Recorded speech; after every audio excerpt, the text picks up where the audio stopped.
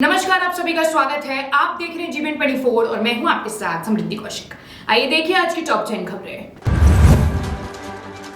रामनवमी पर हिंसा, मुस्लिम देशों के संगठन ओआईसी का कड़ा बयान, मोदी सरकार ने दिया जवाब। इस्लामिक देशों के संगठन Organisation of Islamic Cooperation OIC ने एक बयान जारी कर भारत के कई राज्यों में रामनवमी की शोभा यात्रा के दौरान हुई हिंसा में मुस्लिम समुदाय को निशाना बनाने का आरोप लगाया था।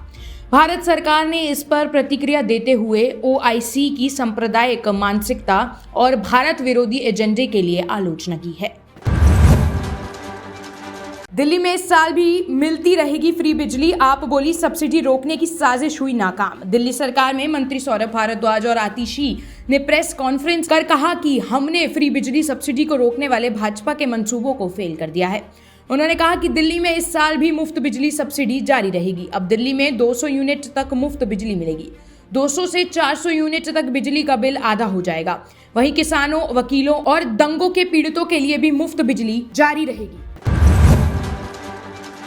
शिवराज सरकार ने कैबिनेट के लिए कई महत्वपूर्ण फैसले लिए, मेडिकल कॉलेज खोलने की स्वीकृति। मंगलवार को शिवराज सरकार ने कैबिनेट की बैठक की। इसमें कई मुद्दों पर सहमति बनी है। साथ ही इस बैठक में किसानों के लिए भी अहम फैसले लिए गए हैं। इसके अलावा राज्य में 730 पीएम श्री स्कूल खोलने की भी सहमति मिली है। राजस्थान सीएम अशोक गहलोत और पूर्व मुख्यमंत्री वसुंधरा राजे कोरोना संक्रमित हुए, ट्वीट करके दी जानकारी। राजस्थान के सीएम और पूर्व मुख्यमंत्री कोरोना संक्रमित हुए, दोनों ने ही ट्वीट पर इसकी जानकारी दी। अशोक गहलोत ने ट्वीट करके कहा कि उन्हें कोविड-19 के हल्के लक्षण हैं। वहीं वसुंधरा ने अपने ट्वीट में कहा कि वह पूरी तरह से आइसोलेशन में है। सीएम नीतीश कुमार की रोजा इफ्तार कार्यक्रम के बैकग्राउंड में नजर आया लाल किला, बयानों का बाजार हुआ गर्म।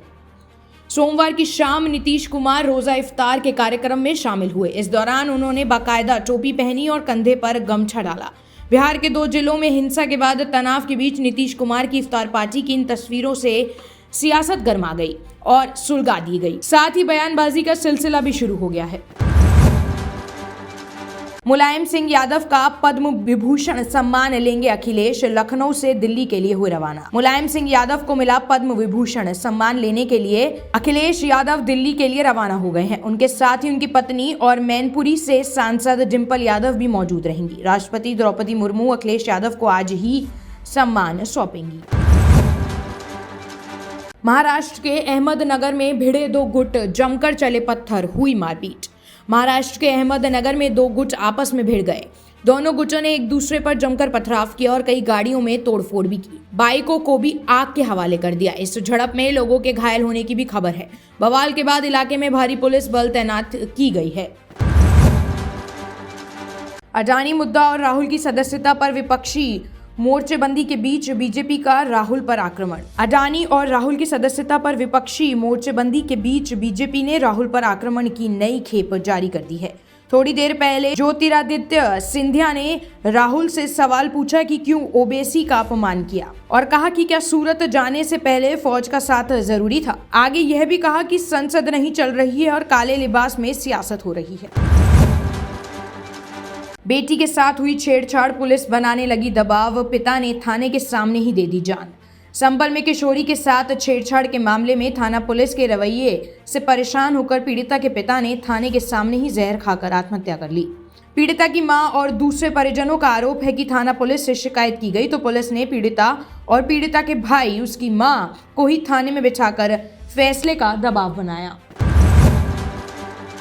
देश में कोरोना संक्रमण के मामले तेजी से बढ़ रहे हैं। दिल्ली, मुंबई समेत कई बड़े शहरों में कोरोना तेजी से फैल रहा है।